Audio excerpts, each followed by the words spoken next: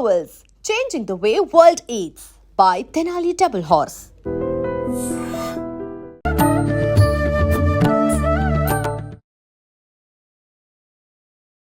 నమస్కారం, welcome to I dream. ధర్మ మార్గం విత్ విజిత కార్యక్రమానికి స్వాగతం.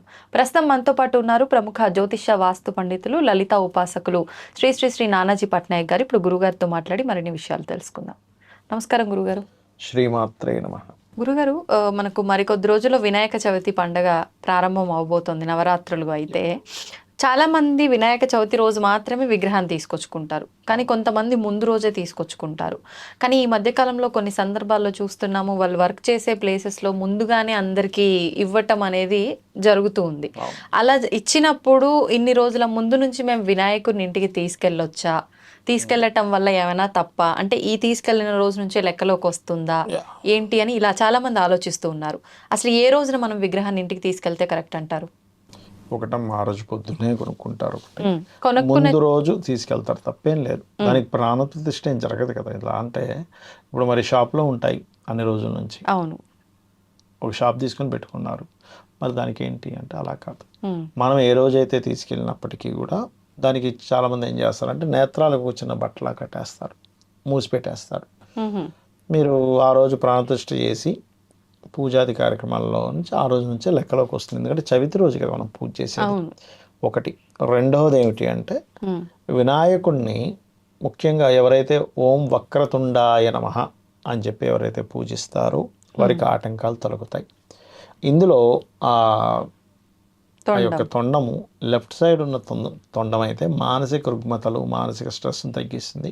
కుడివైపు తిరిగినటువంటి కొమ్మం తొండం ఏదైతే ఉందో అది పర్టికులర్గా వాళ్ళకి రాజయోగాన్ని, అలాగే ఆరోగ్య సమస్యలు ఏదైనా ఉంటే క్లియర్ అవ్వడము, పేరు ప్రఖ్యాతలను ఇస్తుందని చెప్తూ ఉంటారు శాస్త్రంలో.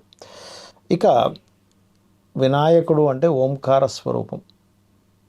చాలామంది ఏంటంటే వినాయకుడు అంటే వాళ్ళకి అంటే మనకు ఉన్నటువంటి దాంట్లో అమ్మవారు ఈ నలుగు పిండితో ఒక బాలుడు బొమ్మను చేసింది, శివుడు వచ్చి తల ఇచ్చేసేసాడు, దాని తర్వాత మళ్ళీ గజము యొక్క ముఖాన్ని పెట్టాడు. ఎందుకు అంటే ఒక రాక్షసుడు అలా కోరుకున్నాడు, నేను ఎవరి ద్వారా మరణించాలి అంటే కేవలం పార్వతీదేవికే పుట్టాలి, దాని తర్వాత అతనికి 2 జన్మలు అయి ఉండాలి, ద్విజన్మలు అయి ఉండాలి, గజముఖము ఉండాలి, ఇట్లాంటివన్నీ కోరుకున్నాడు. ఇప్పుడు 2 జన్మలు ఉన్నట్టేగా.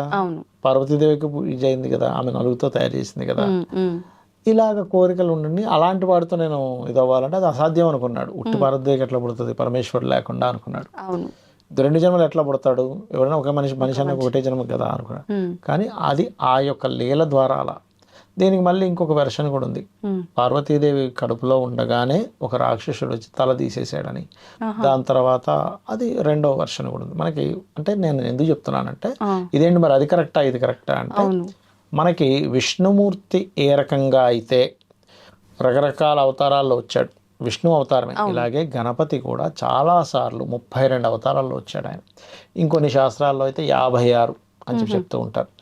మీకు ఇంకొక విషయం చెప్తాను, పార్వతీ పరమేశ్వరులు వివాహం చేసుకునే ముందు గణపతి పూజ చేశారు. ఇది విన్నా నేను కూడా. గణపతి ఆది నుంచి ఉన్నారు, కాకపోతే ఒక్కొక్కసారి ఒక్కొక్కరికి ఎలా అయితే అమ్మవారు హిమవంతుడికి ఒకసారి జన్మించింది, మరి హిమవంతుడికి జన్మించింది, అంతకుముందు లేదా అంటే ఉంది. అంటే మరొక రూపం ద్వారా ఒక రూపంలో అక్కడ జన్మనిచ్చింది. అలా అయితే కృష్ణుడు విష్ణుమూర్తి ఎలా అయితే ఒక రూపంలో కృష్ణుడు గాను, ఒక రూపంలో రాముడు గాను, ఇంకో రూపంలో పరశురాముడు వచ్చాడు కదా ఆయన, నరసింహస్వామి గాను వామన అవతారంలో. అలాగే మహాగణపతి రకరకాల రూపాల్లో రకరకాల వాటి దగ్గరికి వచ్చాడు, జరిగింది. అమ్మవారు ప్రార్థించిందట, నువ్వు నాకు కొడుకుగా పుట్టాలి అని, పుట్టాట. అలాగే గణపతి యొక్క మంత్రాల్లో మనకి 444 మంత్రాలతో పూజ చేస్తారు. అదే విధంగా గరికతో, దానికి శాస్త్రంలో ఉంది, అది ఒక సంకల్పం కోసం చేస్తారు. అలాగే మనకి దూర్వములు అంటారు, అంటే గరిక. శాస్త్రంలో ఏం చెప్పారంటే 12 ఇంచులు ఉండాలి గరిక. 12 ఇంచులు ఉన్న గరిక 2 గరికలతో పూజ చేయమని చెప్పింది శాస్త్రం. అదే గరికలు 3 అయితే హోమంలో వాడమని చెప్పింది ఇది. అదేవిధంగా ఓం శ్రీ గణేశాయ నమః అనే మంత్రం చాలా గొప్పది. ఈ మంత్రాన్ని గణపతే ఒకరికి ఉపదేశించారని చెప్తుంటారు శాస్త్రాల్లో. ఎవరికి ఉపదేశించారు? ఒక ఒక మహాభక్తుడు ముగ్ధల మహర్షి, ముగ్ధల ఏదో ఉంటుంది, ముగ్ధల సంథింగ్, నాకు అది కరెక్ట్ గుర్తు రావట్లేదు ఈ సమయంలో, ఒకరికి మహాభక్తుడికి ఉపదేశించారని చెప్తూ ఉంటారు. అలాగే మరొక విషయం ఏంటంటే అందరికంటే గొప్ప భక్తుడిగా చెప్తూ ఉంటారు అతన్ని మనకు శాస్త్రాల్లో. వృషుండు మహర్షికి గణేశుడే స్వయంగా ఆ యొక్క మంత్రాన్ని ఉపదేశించారు అని అంటూ ఉంటారు. అదేవిధంగా వృషుండుడికి మరియు అంటే ముగ్ధల మహర్షి చాలా గొప్ప, అంటే గణేశుడి యొక్క భక్తుడిగా చెప్తూ ఉంటారు, మన శాస్త్రాల్లో ఉంది. అయితే ఇక్కడ ఏంటంటే గణపతి కేవలం విఘ్నాలు తొలగించడానికే కాదు, విఘ్నాలు కలిగించడానికి కూడా గణపతి. మనం ఒక దగ్గరికి వెళ్తున్నాము, ఎందుకు నిన్న మొన్నటిదా కొన్ని యాక్సిడెంట్లు అవి అయ్యాయి. ఒక ఆవిడ పాపం ట్రాఫిక్లో ఇరుక్కుపోయింది. మరి ఇరుక్కుపోయినందుకు ఆవిడ ప్రాణం కాపాడబడిందిగా, ఫ్లైట్ ఎక్కకుండా. ఆవిడ అప్పుడు మాత్రం ఏమిటి ఆటంకం, ఇంత ట్రాఫిక్ ఉంది, అబ్బాయి ఎప్పుడు వెళ్తాను, మిస్ అవ్వడమే మంచిదైంది. అంటే మనకు మంచి జరగడానికి ఆటంకం కలగడానికి గణపతే, మనకి కొన్నిసార్లు ఆటంకాలు పోవడానికి కూడా గణపతే కారణం. అవును, మీరు అన్నట్టుగా కొన్నిసార్లు ఏదైనా ఎటన్నా వెళ్ళాలని ఉన్నా, లేదంటే ఏదైనా పని చేయాల్సి ఉన్నా అది అస్సలు ఎంత ప్రయత్నించినా ముందుకు వెళ్ళదు, కానీ వెళ్ళకపోవడమే మంచిదైంది అని తర్వాత తెలుస్తుంది. సో గణపతిని మనకు ఆరాధిస్తే మనం కేవలం మనుష్యులకు మాత్రమే కాదు, దేవతలకు కూడా గణపతి. శివుడు ఉన్నాడు, ముగ్గురు రాక్షసులు త్రిపురాసురులు అంటారు, త్రిపురాసుర సంహారం చేశాడు శివుడు. వాళ్ళు ఎలాంటి వరాన్ని పొందారు, బ్రహ్మ దగ్గర తపస్సు చేసి, అయ్యా మేము ముగ్గురం అస్సలు ఇంకా జీవితంలో మాకు మరణం రాకూడదు అన్నారు. ఆ గణపతి మన బ్రహ్మగారు ఏం చెప్పారు, అయ్యా నేనే ఉండను శాశ్వతంగా, చాలామంది బ్రహ్మలో వెళ్ళిపోతూ ఉంటారు, కాలంలో కలిసిపోతూ ఉంటారు, అది నాకే లేదు, మీకు ఇక్కడ నుంచి ఇవ్వాలి అంటే, సరే ఇప్పుడు ఏం చేయాలి, సరే మాకు 3 నగరాలు ఉంటాయి, ఒకటి బంగారు నగరం, వెండి, ఇనప నగరం. ఈ 3 నగరాలు కూడా ఎక్కడికంటే అక్కడ తిరగలుగుతూ ఉంటాయి. మేము ఎవరి చేతిలో మాకు మరణం రావాలంటే విష్ణువు ఒక బాణాన్ని తయారు చేసి శివుడికి ఇవ్వక, మేము ముగ్గురం ఒకే లైన్లోకి వచ్చినప్పుడు ఆయన బాణం వదిలితే మేము చచ్చిపోతాం. వాళ్ళ ప్లాన్ ఏంటంటే మేము అసలు ముగ్గురం ఒక లైన్లోకి రాము ఇప్పుడు, సో మాకు మరణం లేదు అనుకున్నారు. తీరా కంటకులుగా అందరిని ఇబ్బంది పెట్టడం చేస్తూ ఉంటే అప్పుడు ఈ దేవతలందరూ వెళ్ళి మొరబెట్టుకున్నారు విష్ణువుకి, అయ్యా నువ్వు ఆయుధం ఇస్తే ఆయన చంపగలుగుతాడట. సరే విష్ణువు ఎట్టకేలకి ఆయుధాన్ని ఇచ్చాడు, ఆ బాణాన్ని తూనీనాలను ఇచ్చాడు. శివుడు వెళ్ళి బాణం వేద్దామంటే అటు ఇటు తిరిగిపోతున్నాయి, రావట్లేదు. ఏమిటి పరిస్థితి, మరి అదేంటంటే శివుడు ఒక దీంతో ఆ 3టిని ఒకలా చేయొచ్చాడు. వాళ్ళు అలాంటి వరం పొందారు. అప్పుడు పార్వతీదేవి ఉంటుంది, ఏమంటే మీ అబ్బాయికి చెప్పి వచ్చారా, ఎవరు, గణపతికి. అంటే శివుడికి కూడా గణపతి అవసరం, ఏదైనా పని విఘ్నాలు జరుగుతున్నాయంటే. అప్పుడు వెళ్తాడు, వెళ్ళినప్పుడు సరే నన్ను ధ్యానం చేయని వస్తానంటాడు. అప్పుడు శివుడు ధ్యానం చేస్తే ఆయనలో నుంచే సింహం మీద కూర్చున్నటువంటి గణపతి వస్తాడు. వచ్చి నీలోంచే వచ్చాను, ఎందుకంటే తండ్రి నుంచే పుత్రుడు వస్తాడుగా, నీ నుంచి వచ్చిన వాడినైనా. అప్పుడు గణపతి అనుగ్రహంతో అప్పుడు మరలా యుద్ధానికి వెళ్ళినప్పుడు అవి మళ్ళీ అటు ఇటు తిరుగుతుంటే చక్కగా గణపతి తొండంతో ఆ 3 వాటిని ఇలా ఒకే లైన్లో పెట్టగానే ఒక బాణం వేసి ఆ ముగ్గురిని సంహరిస్తాడు. ఇలాగ అనేక సార్లు నారాయణుడికి హెల్ప్ చేశాడు. లలితా సహస్రనామాల్లో ఉంటుంది. ఆ బండాసురుడి యొక్క తమ్ముడు విశుక్రుడు అనేటువంటి తమ్ముడు, విషంగుడు విశుక్రుడు ఇద్దరు ఉంటారు. వాళ్ళు ఏం చేస్తారు, ఈ యుద్ధం జరుగుతూ ఉంటుంది, శక్తి సేనలకి మరియు బండాసురుడి యొక్క సేనకి విజృంభించేస్తుంటారు. శక్తి సేనలు ఇంక ఇలా కాదు, వీళ్ళు విజృంభిస్తే మనం ఓడిపోతామని విఘ్నశిలా యంత్రం అని ఉంటుంది, దాన్ని అగ్నిప్రహారం ఉంటుంది చుట్టూ ఈ యుద్ధం జరుగుతున్న ప్లేస్, పైకి వెళ్ళి ఇసిరేస్తాడు ఈ శక్తి సేనలను, అమ్మవారి యొక్క సేనలు ఉన్న దగ్గరికి. అప్పుడు వాళ్ళందరికీ వైరాగ్యం కలుగుతుంది, ఎవరి కోసం యుద్ధం చేయాలి, ఎందుకు యుద్ధం చేయాలి, వాడికో దెబ్బ నాకో దెబ్బ, నిద్రపోతే హాయిగా ఉంటుంది, ఎవరికి ప్రాబ్లం లేదు, ఏ పాపం లేదు, సోమరపోతుల్లాగా ఇంట్రెస్ట్ లేనట్టుగా.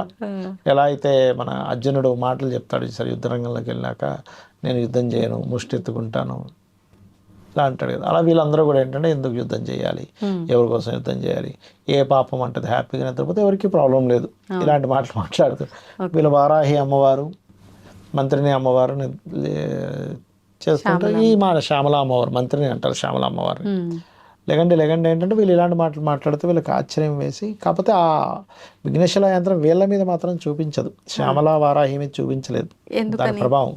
వాళ్ళు ఎక్కడ వాళ్ళ ఎనర్జీస్కి సేన ఎనర్జీకి తేడా ఉంటుంది కదా. Okay okay. అప్పుడు వెళ్ళి అమ్మవారికి చెప్తుంది. చెప్పినప్పుడు నాకు తెలుసులే ఏం జరిగిందో అని. అప్పుడు లలిత సహస్రనామాల్లో ఒక నామం ఉంటుంది, కామేశ్వర ముఖాలోక కల్పిత శ్రీ గణేశ్వర.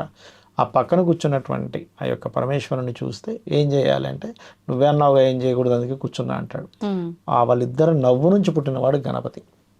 పుట్టినప్పుడు నవ్వు నుంచి, అందుకే మనకు నవ్వునిస్తాడు, ఇద్దరి నవ్వుల నుంచి పుట్టినవాడు కాబట్టి. ఆ యొక్క గణపతి అమ్మ ఏం చేయాలంటే వాడు ఏదో పెట్టాడు రా పోయి అంటే పోయి ఒకే ఒక గుద్దుతో ఆ యంత్రం మీద అయిపోతుంది. అందరూ మళ్ళీ ఉత్తేజంగా లేచి యుద్ధం చేసి గెలుస్తారు. ఆ రకంగా ఏంటంటే గణపతి మనకే కాదు దేవతలకు కూడా విఘ్నములు తొలగించడానికి ఆయన అవసరము. అంటే ఎంత గొప్ప ఇదో మనం అర్థం చేసుకోవాలి. గణపతి ఈ కాలంలో, ఈ కలియుగంలో కలవు చండీ వినాయక అంటారు. అంటే త్వరగా మనకి ప్రసన్నమయ్యేటువంటి దేవతల్లో చండీ ఒకటి, గణపతి ఒకటి ఈ కలియుగంలో. కాబట్టి చండీశ్వరుడు కాదు, చండీ అమ్మవారు, దుర్గా మరో రూపం, అమ్మవారు మరో రూపం, చండీ అలా అన్నమాట. అందుకే ఇప్పుడు ఈ కలియుగం అంతా కూడా ఎవరికైనా పని కావాలంటే చండీ హోమం చేయించేసుకోండి అంటూ ఉంటారు. కాబట్టి గణపతి యొక్క అనుగ్రహం ఉంటే ఆ వ్యక్తికి తుష్టి, పుష్టి, ఆనందము, ఐశ్వర్యం వస్తాయట. తుష్టి అంటే, పుష్టి అంటే మనిషి కొంచెం స్ట్రాంగ్గా ఉండడం. పుష్టికి కూడా గణపతి. ఓకే. కాబట్టి మనకి రకరకాల, మనకి చూడండి గణపతి ఆ రోజు కుడుములు అనేది నడుస్తూ ఉంటే పడిపోయాడు, వీరికి పొట్ట పగిలిపోయింది, చంద్రుడు నవ్వాడు అంటూ ఉంటారు.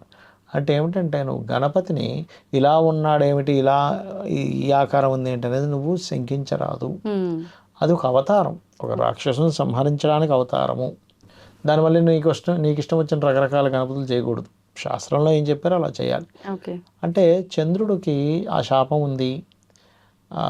దాని తర్వాత మనకి శమంతకమనికి సంబంధించిన విషయంలో కృష్ణుడికి కూడా చూసిన నీలాపనిందలు పడ్డాయి. ఇవన్నీ ఏంటంటే ఇది ఆ శాపం అందరికీ వర్తిస్తుంది, నువ్వే మొనగాడివి కాదు, నువ్వు కూడా ఇది పాటించని చెప్పడం. Okay okay. అలా అనమాట. అంటే సాక్షాత్తు దేవతలకు దేవుళ్ళకే అది వర్తించింది, ఎవరికైనా ధర్మమే కదా, మానవులకు మనకు కూడా అది వర్తిస్తుంది అని చెప్పడం కోసం. ఓకే. ఎందుకు కృష్ణుడు ఏంటండి, కృష్ణుడికి నీలాపనిందలు పడ్డం ఏమిటంటే, నాయన కృష్ణుడు అంత వ్యక్తికి కూడా అది వర్తిస్తుంది కాబట్టి నీకు కూడా వర్తిస్తుంది కాబట్టి నువ్వు పాటించు అని చెప్పడం అనమాట. ఓకే. అలా.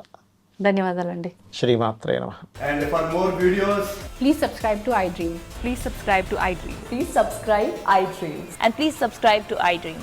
For more videos, subscribe to iDream. please like, share and subscribe to the channel. Congratulations, iDream. Subscribe to iDream. Subscribe to iDream. So subscribe to iDream Media.